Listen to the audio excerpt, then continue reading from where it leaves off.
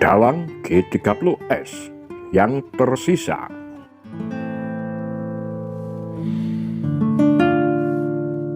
Lebih dari 5 dekade berlalu, tragedi nasional 1965 masih menyisakan kepedihan.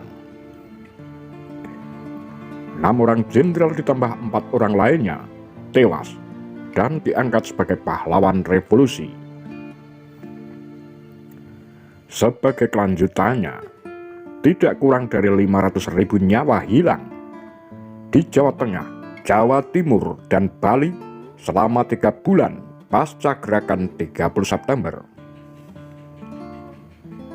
Inilah peristiwa yang memakan korban terbesar dalam sejarah Indonesia modern. Begitu aksi penculikan para jenderal tersebut gagal, siapa di balik itu sudah ada dalam pikiran perwira Angkatan Darat. Maka Partai Komunis Indonesia segera ditasbihkan menjadi dalang tunggal dalam versi resmi Orde Baru.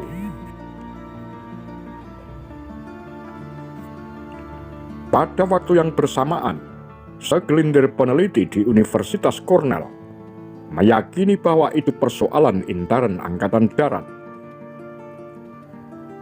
TAP MPRS nomor 33/1967 melahirkan versi keterlibatan Presiden Soekarno dalam percobaan kudeta yang gagal tersebut.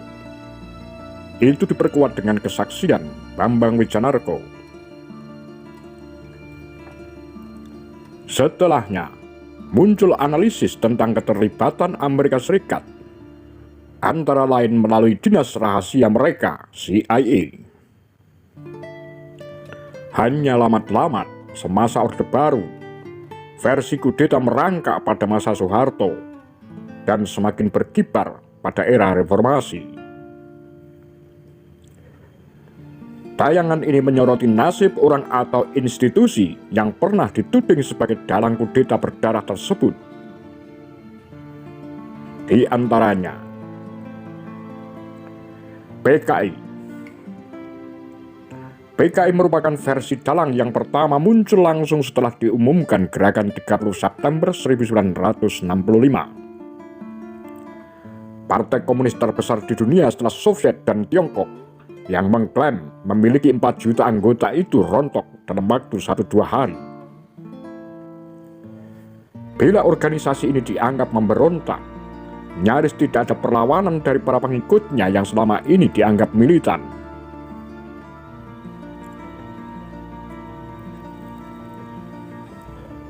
Tanggal 12 Maret 1966, partai itu dibubarkan. Walaupun jauh sebelumnya, dalam status resmi, para anggotanya telah dibunuh secara massal. Ribuan orang yang dicurigai anggota PKI atau ormas-ormasnya ditahan tanpa proses pengadilan. Tahun 1969, lebih dari 10.000 dibuang ke Pulau Buru untuk kerja paksa. Setelah 10 tahun, mereka dibebaskan atas desakan lembaga internasional dan negara pemberi utang.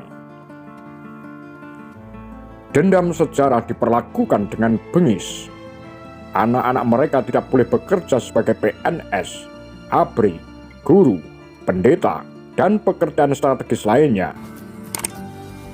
Rezim penguasa menancapkan stigma keluarga kiri yang sangat buruk di tengah masyarakat. PKI telah lama ambruk dan tidak akan pernah bangkit lagi. Yang kedua, Angkatan Darat. Pelaku gerakan 30 September adalah perwira Angkatan Darat, ditambah 1-2 orang yang dari angkatan lain.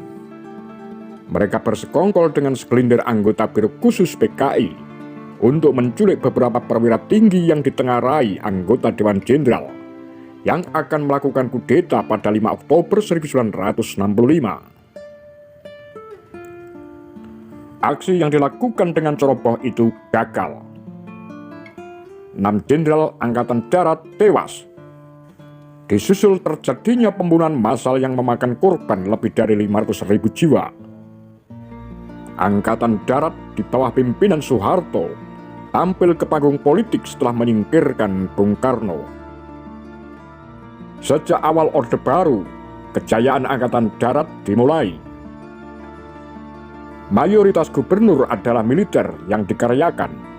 Demikian pula bupati dan wali kota dengan presentasi yang hampir sama. Lembaga legislatif dikuasai dengan menempatkan Golkar sebagai mesin peraup suara sekaligus pengontrol suara di parlemen.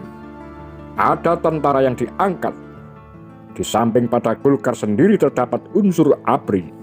Namun pada era reformasi, dominasi militer meredup, fungsi ABRI dihapuskan, perwakilan di lembaga legislatif ditiadakan, bisnis tentara coba ditertibkan, peluang militer untuk berpolitik diberikan bila mereka sudah pensiun atau bersedia pensiun.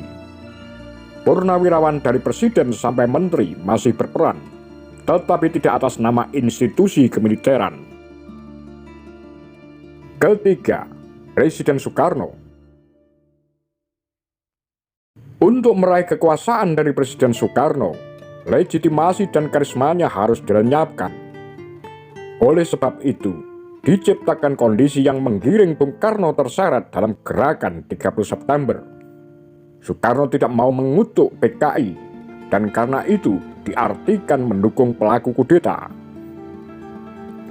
Bukan hanya itu, perannya yang sangat menentukan dalam pembentukan dasar negara Pancasila diragukan. Presiden pertama Republik Indonesia ini dijatuhkan melalui manuver politik dan sejarah. Akhir hayat sang proklamator penuh derita berkepanjangan yang tidak selayaknya dialami seorang bapak bangsa. Dia meninggal karena tidak dirawat sebagaimana mestinya. Bukan hanya fisiknya yang diserang, tetapi juga pemikirannya. Hari lahirnya Pancasila dilarang sepanjang Orde Baru. Buku-buku Soekarno tidak dibolehkan beredar. Keempat, Jenderal Soeharto. Dia adalah figur yang paling diuntungkan dalam gerakan 30 September. Para seniornya telah meninggal dalam malam berdarah itu. Nampaknya grogi menghadapi Presiden Soekarno. Dia didukung seniornya, Jenderal Nasution. Setelah MPRS yang diketuai Nasution berjasa menjungkir balikkan kursi kepresidenan Soekarno, Soeharto membalas jasa tersebut dengan air tuba. Nasution dilengsarkan dari jabatan ketua MPRS pada 1972. Soeharto adalah pembangun dan perusak terbesar di Indonesia selama 30 tahun. Dia membangun infrastruktur fisik yang tidak terhitung jumlahnya. Namun, bukan main pula besarnya kerusakan yang ditinggalkannya. Dia juga mewariskan utang yang tidak akan terbayar sampai anak cucu kita. Selain itu, terjadi kerusakan alam dan perekonomian yang mengalami krisis berkepanjangan hingga kini. Belum lagi pelanggaran hak asasi manusia berat yang terjadi sejak 1965 hingga 1998.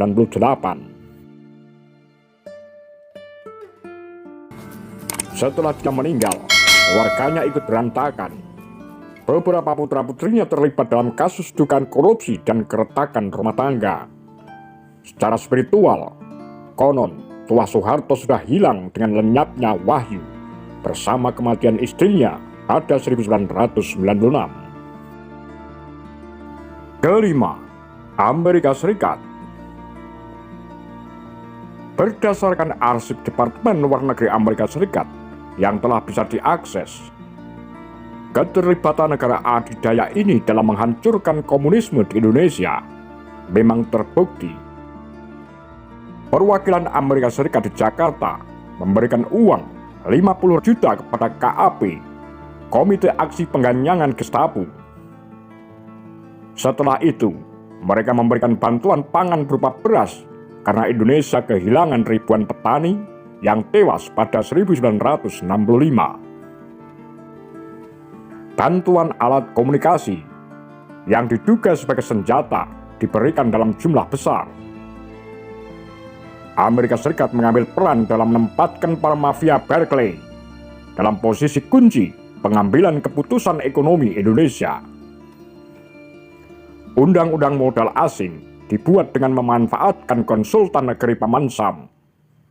Sumber daya alam Indonesia di-coupling dalam pertemuan di sebuah kota di Eropa awal Orde Baru. Maka, tembaga, terutama emas dari Papua, dikuras. Belum lagi minyak dan gas dari pulau-pulau lain di Nusantara. Di antara beberapa dalang gerakan 30 September yang melahirkan tragedi nasional 1965, semuanya telah rontok, kecuali Amerika Serikat.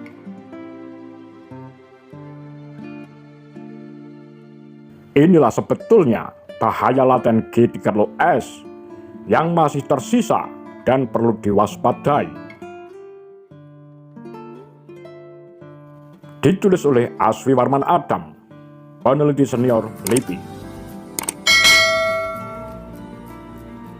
Apa pandangan Anda? Demikian Kura-Kura, Tagar Lambe Sundel.